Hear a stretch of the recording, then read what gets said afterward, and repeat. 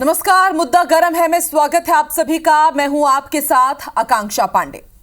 RSS प्रमुख मोहन भागवत कुछ कहें और वो सुर्खियां ना बटोरे, ऐसा कम ही हुआ है। मोहन भागवत ने कानपुर में स्वयंसेवकों को संबोधित करते हुए 2 से ज्यादा बच्चे पैदा करने की वकालत कर डाली। मोहन भागवत ने कहा कि जिस समाज की प्रजनन दर 2.1 से कम हुई वो समाज विलुप्त हो गए हैं। भागवत ने देश में जनसंख्या बढ़ोतरी की दर में जो गिरावट हो रही है उस पर चिंता जाहिर की है और कहा कि जनसांख्यिकी का नियम भी कहता है कि जनसंख्या वृद्धि दर 2.1% से कम नहीं होनी चाहिए। कई भाषाएं और समाज इसी के चलते नष्ट हो गए हैं और अब इस पर सियासी घमासान छिड़ गया है, जमकर बयानबाजी हो रही है। आज मुद्दा गर्म है, इसी पर हमारी खास चर्चा होगी। खास मेहमान हमारे साथ जुड़ेंगे, लेकिन पहले देख लेते हैं ये छोटी सी रिपोर्ट।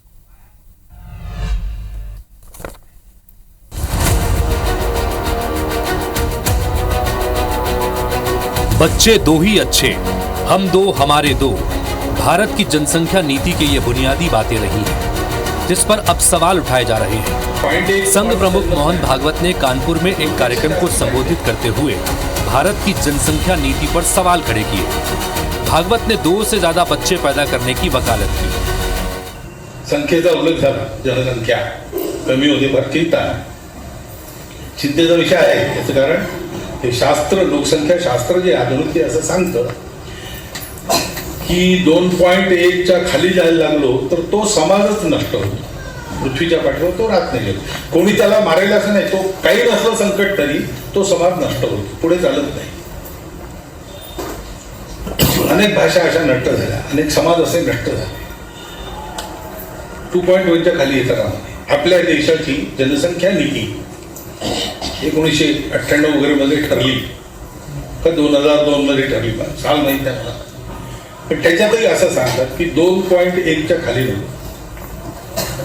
2.1 म्हणजे 0.1 तर माणूस जन्मत नाही ना, कधी 2 पेक्षा जास्ती पाहिजे नाही, 3 पाहिजे कमीत कमी, तसं शास्त्र सांगतं। भागवत के इस बयान पर बवाल मच गया।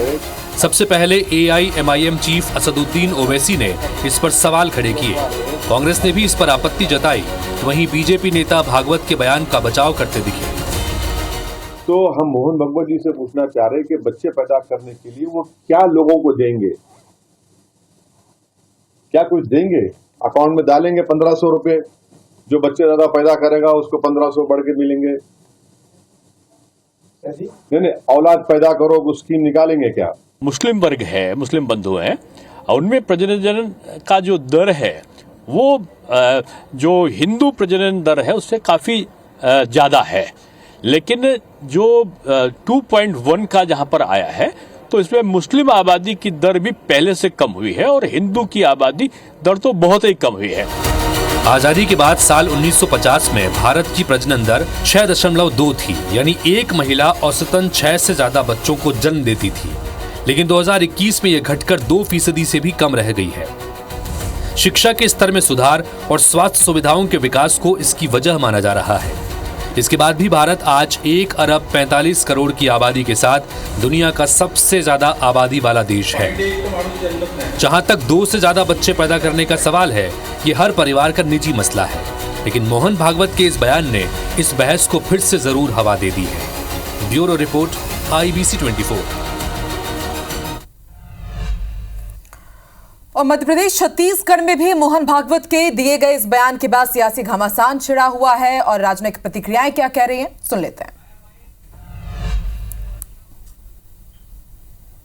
जनसंख्या की बात है, उस जनसंख्या कंट्रोल होना चाहिए। अगर आप सिर्फ राजनीति के लिए जनसंख्या बढ़ाने की बात करना चाहते हैं, मोहन भागवत जी ने बयान दिया है, तो मैं चाहता हूं कि यही पहले शुरुआत करें। मोहन भागवत जी, मोदी जी, योगी आदित्यनाथ सबसे पहले यही प्रजनन चालू करें, अगर इनको ऐसे लगता है तो। कि जो जनसंख्या का अनुपात भूतकाल में था, वर्तमान में रहे और आने वाले समय में जनसंख्या का अनुपात भारत में वैसा बना रहे, ताकि भारतीय संस्कृति की रक्षा हो सके, परंपरा की रक्षा हो सके। इसका चिंतन करने वाले साधु संत और राष्ट्रीय स्वयंसेवक संघ अगर इस बात को कहते हैं कि बच्चे 3 होने चाहिए, कम से कम 3 बच्चे होने चाहिए, तो मुझे ऐसा लगता है कि भारतीय संस्कृति के लिए आवश्यक है। तो अभी तक हम सुनते आए हैं बच्चे 2 ही अच्छे, और इसके साथ ही आपने सुना है कि किस तरह की नारेबाजी लगातार यहां पर हुई है और इसके साथ अब जनसंख्या नियंत्रण के बारे में हमने चर्चा सुनी है, हम दो हमारे दो। लेकिन अब मोहन भागवत के इस बयान ने एक नई बहस छेड़ दी है कि आखिर अब होगा क्या। अभय नारायण राय हमारे साथ जुड़ चुके हैं, खास मेहमान कांग्रेस प्रवक्ता, डॉक्टर वाणी अहलुवालिया भी जुड़ चुकी है बीजेपी प्रवक्ता, और रमेश शर्मा हमारे साथ वरिष्ठ पत्रकार जुड़ चुके हैं। आप तीनों का ही स्वागत है। डॉक्टर वाणी, शुरुआत में आपसे करती हूं कि अभी तक सरकार की तरफ से जनसंख्या नियंत्रण को लेकर के तरह तरह के हम देखते हैं कि किस तरह से अवेयरनेस प्रोग्राम चलाए जाते हैं, बच्चे दो ही अच्छे, हम दो हमारे दो। लेकिन अब मोहन भागवत कह रहे हैं कि अब ये चिंता का विषय है, क्योंकि जो फर्टिलिटी रेट है 1.9 तक आ पहुंचा है, चिंता का विषय। तो ऐसे में विरोधाभास नहीं हो जाएगा क्या कि जनसंख्या बढ़ाना है या जनसंख्या कंट्रोल में करना है? सबसे पहले तो मेरे साथ आप सब वरिष्ठ जन जो बैठे हैं, रमेश भाई साहब कांग्रेस प्रवक्ता, और आपको मैं नमस्कार करती हूँ और आपके सभी दर्शकों को प्रणाम करती हूँ। देखिए, माननीय परम पूज्य सरसंघचालक जी ने जो कल बयान दिया है वो एक सामाजिक चिंतन के विषय में बयान है। राष्ट्रीय स्वयंसेवक संघ एक राष्ट्रीय भावना को उजागर करने वाली ऐसी संस्था है जो सामाजिक संस्था है, सामाजिक चिंतन में अपनी पूरी ऊर्जा डालती है। उसी संदर्भ में परम पूज्य ने जो कहा है कि हमारा जो प्रजनन दर है वो कम हो रहा है। देखिए, जैसे जैसे आधुनिकीकरण बढ़ रहा है, जैसे जैसे हम जानते हैं कि कुटुंब का जो साइज है, जो फैमिली साइज है, वो छोटा होता जा रहा है और आजकल महिला और पुरुष दोनों भागीदार हैं अपना भविष्य बनाने में, प्रोफेशनल लाइफ में। तो उसके संदर्भ में उन्होंने कहा है कि हम चीन का एक वर्तमान में उदाहरण देख रहे हैं। चीन में क्या हो रहा है कि उनकी यूथ जो है, जो युवा भाग है उनके पूरी सभ्यता का, वो ग्रेजुअली कम होता जा रहा है और ये एक चिंताजनक विषय होता है किसी भी सभ्यता के लिए। तो इसीलिए मोहन भागवत जी ने कहा है कि युवा देश है और युवा पीढ़ी को आगे बढ़ाने के लिए इस देश के, देखिए, बहुत सारे फैक्टर्स इससे कंट्रोल होते हैं। इकोनॉमी होती है, जो इंडस्ट्रियलाइजेशन है, आप विस्तार से चर्चा करेंगे। एक ही मिनट का ओपनिंग स्टेटमेंट था। अभय नारायण जी, कांग्रेस का क्या स्टैंड है, कांग्रेस की क्या प्रतिक्रिया? मोहन भागवत का बयान आपने भी सुना। आकांक्षा जी, अभी एक परंपरा चल पड़ी है कि कोई साधु महात्मा या हमारे संघ के संचालक एक मुद्दा छेड़ दे और पूरा देश उस पर बहस करने लग जाए। अगर संघ संचालक जी को चिंता थी हिंदुओं की संख्या बढ़ाने की, तो वो ये कहते कि आप जो हिंदुओं के अंदर कुरीतियां है वो कहते दो लोग, बच्चों को अगर दो ही है या एक ही है तो उनको कैसे शिक्षा मिलेगी, कैसे उनको स्वास्थ्य की सुविधा मिलेगी, रोजगार के लायक होंगे तो कैसे रोजगार मिलेगा। बेरोजगारी पे बात करते, कुपोषण पे बात करते, जो बच्चियों की शादी नहीं हो पाती, दहेज प्रथा का दंड भोगती हैं हमारी परिवार के लोग, मध्यम वर्गीय परिवार के लोग, उन पर बात करते, महंगाई पे बात करते, सामाजिक ताना बाना पे बात करते।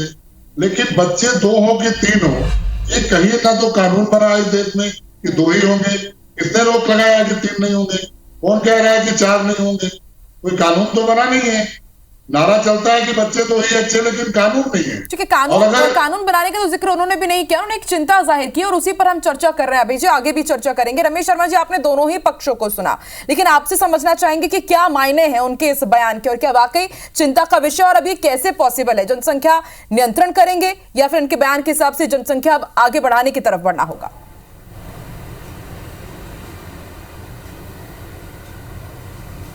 देखिए, मैं समझता हूँ मोहन भागवत जी के इस बयान पर राजनीतिक वक्तव्य जो है वो तो आश्चर्यजनक है। इस पर जो लोग समाज में काम करते हैं, अनुसंधान का काम करते हैं, उनको चर्चा करनी चाहिए। और मुझे जो लग रहा है कि मोहन भागवत जी की जो चिंता इस बात पर है कि एक लड़का है, दो लड़के अमेरिका जाकर के बस गए, घर में अकेले बूढ़े रह गए और वृद्धाश्रमों की संख्या बढ़ रही है।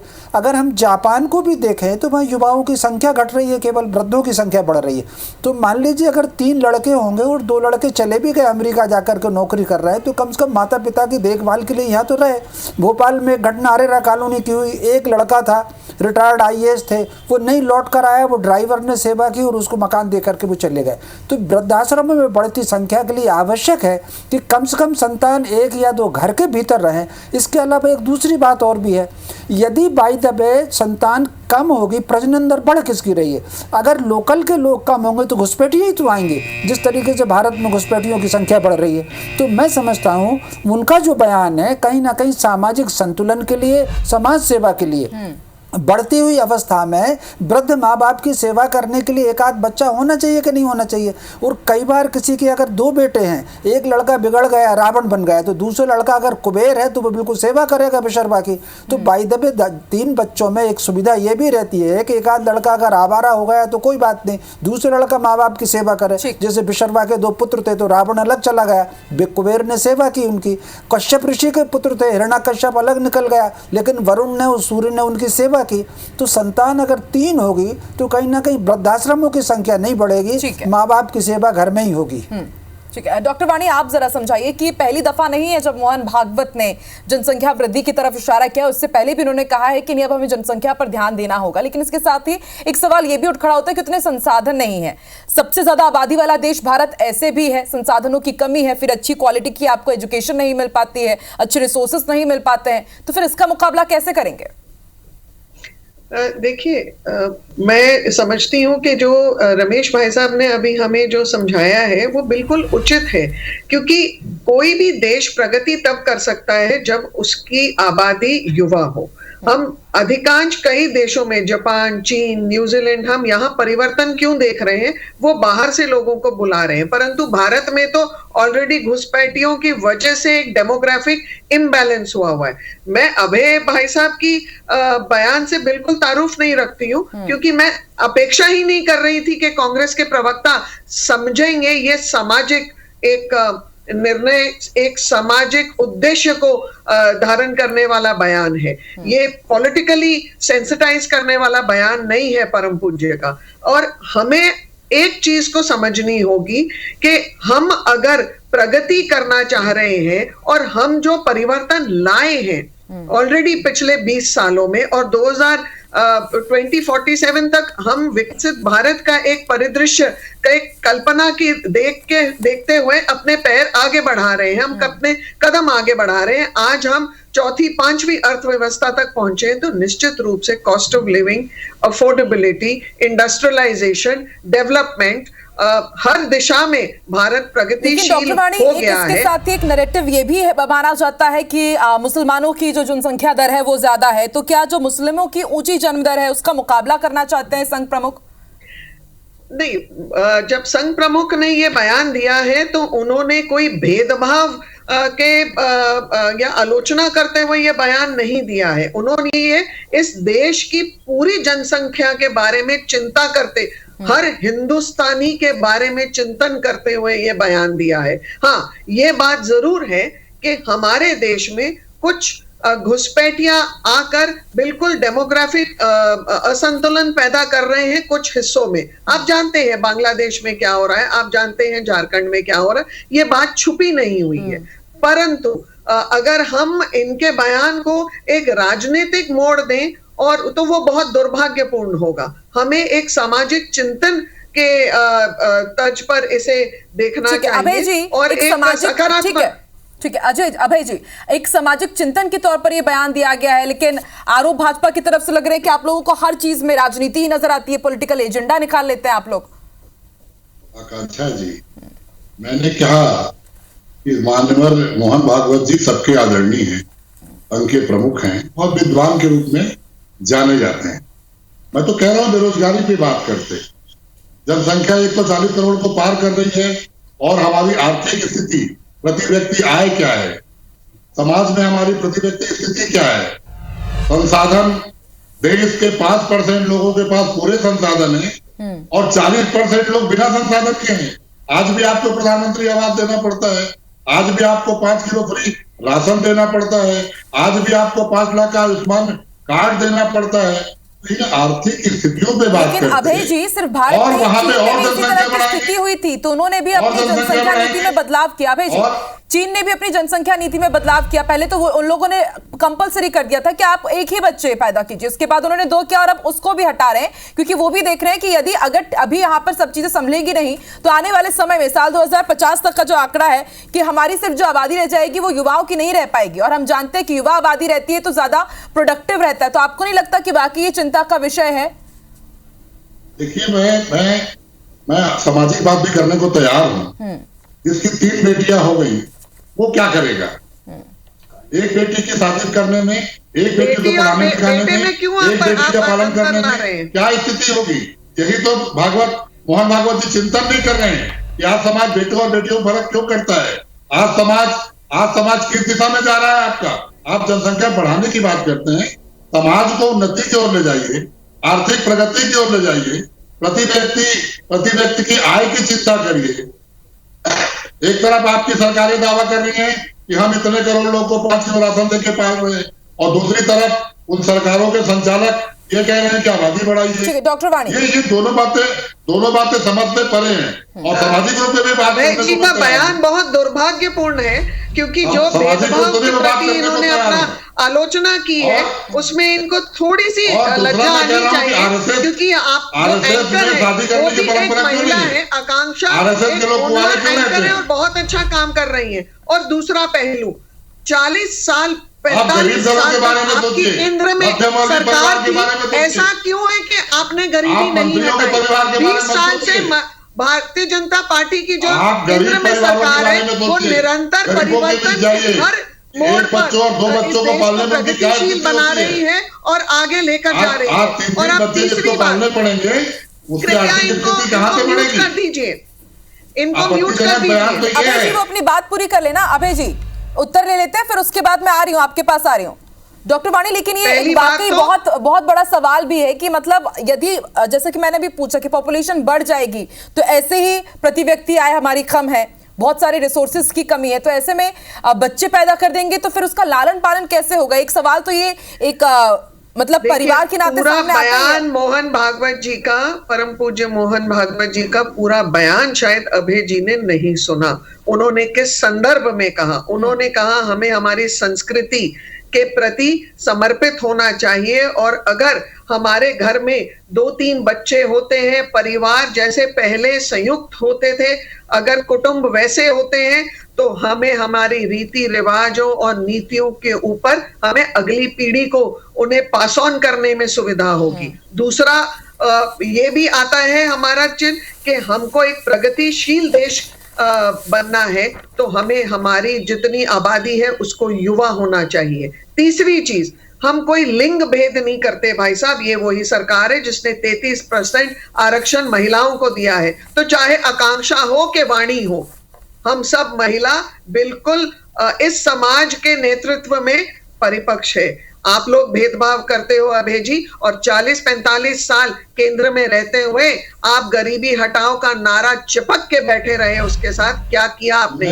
ये तो भारतीय जनता पार्टी के अंतर्गत केंद्र की सरकार है कि, और राज्यों में भी जहां जहां डबल इंजन है वहां परिवर्तन की आंधी है। और ये भी आपको बता दूं, हमारा कार्य आप कांग्रेसियों के जैसे नहीं है कि हम अपनी राज्य सरकारों को अपना एटीएम बना लें, इसीलिए तो आप निरंतर हारते जा रहे हैं।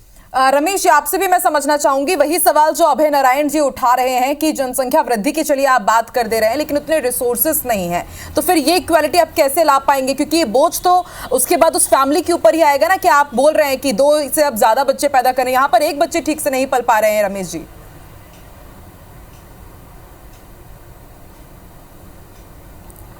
देखिए, दरअसल में इसके लिए जो हमारा सोचने का तरीका है उसको बदलना होगा।